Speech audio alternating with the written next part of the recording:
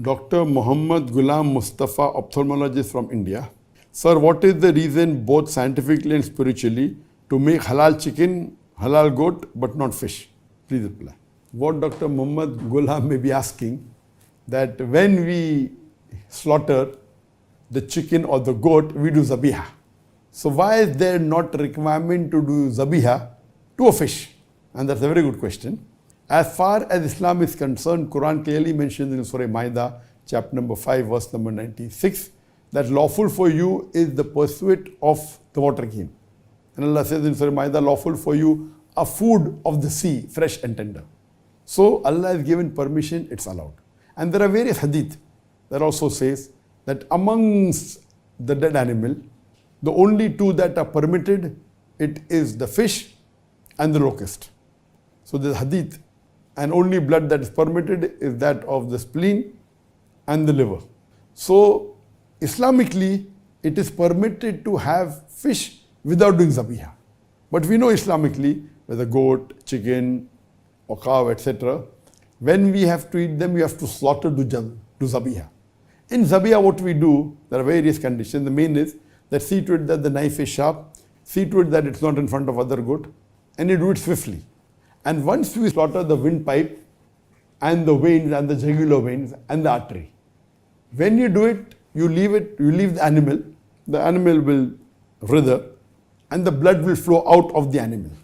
So when you do zabiha, the blood, which is a good media of germs and bacteria, majority flows out of the body. So that's the reason zabiha is compulsory when we are having non-veg food like meat, mutton, beef, etc., anything, we have to do zabiya. This is the scientific, so that the blood flows out of the body. When the blood flows out of the animal's body, there are less germs and bacteria, because blood is a very good medium of germs and bacteria.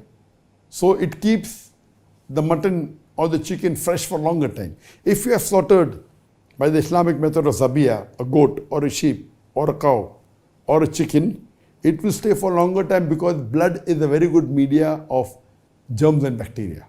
So in the normal cases, that if you don't do zabiya, the blood remains in the body of the animal and even the disease remains and high chances of you getting the disease.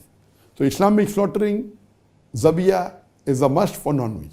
Now the question posed is, why not zabiya for fish? Because fish is sea life and goat and sheep, they are animals. They don't live in water. The difference in the system is that in the fish, there are gills.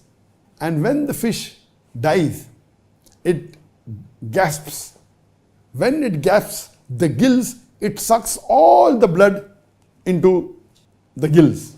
So in a fish, when a fish dies, when a fish is brought outside water, it struggles and you find it writhing and then it dies. So when it's out of water, because the fish cannot breathe, so what happens? When it starts breathing and it cannot, it can only normally breathe in water. It doesn't have the function to breathe the normal air like how human animals have. So what happens? Most of the blood is sucked by the gills. So when a fish has died because of loss of air, loss of oxygen, when it dies, the blood is sucked by the gills. That's the reason scientifically the blood doesn't remain in the body of the fish. Number one, the blood of the fish differs from the blood of the goat, the sheep or the animal. It's not as much of bacteria and toxins as the blood of the goat, the cow, the sheep. And secondly, the blood is sucked. So first of all, this blood is not as dangerous as the blood of the animals. Number two, the blood is sucked. Because the blood is sucked, the germs and bacteria are not there. So eating the fish is safe. This is the scientific reason. Hope that answers the question.